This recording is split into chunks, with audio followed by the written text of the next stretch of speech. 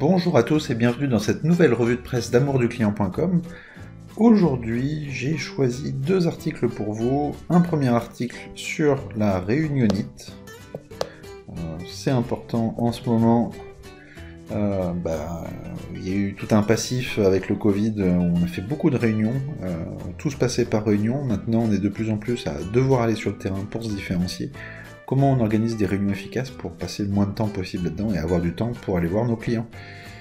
Deuxième article sur vstage.com, 5 trucs pour mener à bien le business lorsqu'il y a de l'inflation. Vous le voyez sûrement dans l'actualité en ce moment, il y a de l'inflation.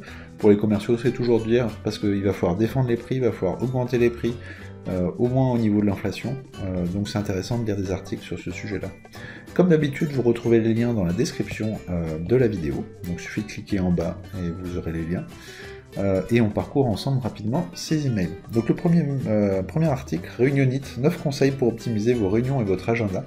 C'est un article du site HubSpot.fr, le fameux. Donc que signifie Réunionite? Je pense que tout le monde connaît ça, c'est des réunions qui aboutissent à aucune décision. Il y a des gens qui ne sont pas concernés par la réunion mais qui doivent être là.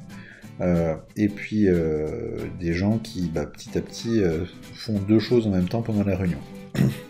Donc 9 conseils pour optimiser vos réunions par HubSpot. Premièrement, évitez les réunions inutiles. C'est simple, il faut savoir avoir la formulation pour dire je sais pas si je suis impacté par cet email, par cette réunion, est-ce que je dois vraiment participer? Là-dessus, il faut challenger un petit peu parce qu'il faut se libérer du temps pour aller voir les clients. Évaluer la durée strictement nécessaire à la réunion, si il y a un gros créneau qui est prévu, dire voilà, je dois être là de quand à quand. Limiter le nombre de participants aussi, ça sert à rien d'avoir 300 000 personnes juste pour information.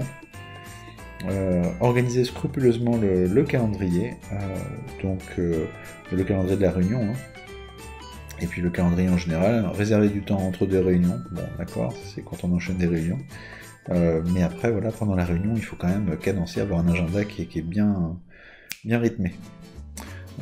Et puis après, il y a plein d'outils digitaux pour rendre le truc plus interactif et plus simple pour tout le monde. Voilà, faire preuve d'intransigeance sur la ponctualité, ça aussi.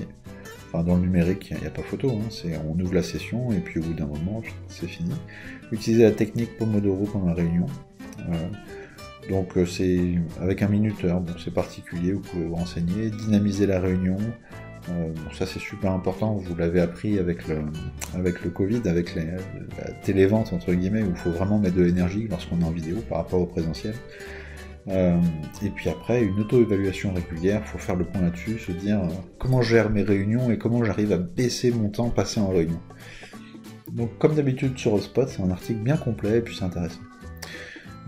Deuxième article, vStage. Alors là, je suis un peu moins aligné, c'est 5 trucs pour mener le business dans un contexte d'inflation. Donc voilà, on est dans une dynamique très positive en termes de chiffre d'affaires de façon générale, mais il y a de l'inflation.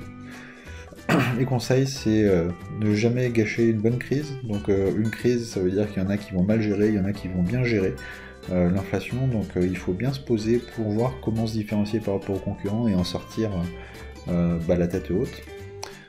Chercher les low-hanging fruit, donc ça veut dire utiliser tous les moments pour renégocier les choses, donc fin de contrat, fin de période d'essai, enfin il y a plein de choses comme ça.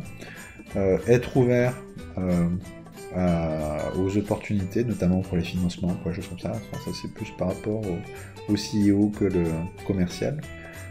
Travailler ses relations, forcément, parce que faire passer des choses, quand c'est que du rationnel, c'est plus dur que quand il y a un lien quand même qui se crée.